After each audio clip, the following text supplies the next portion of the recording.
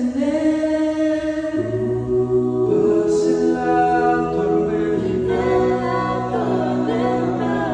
fe y esperanza cuando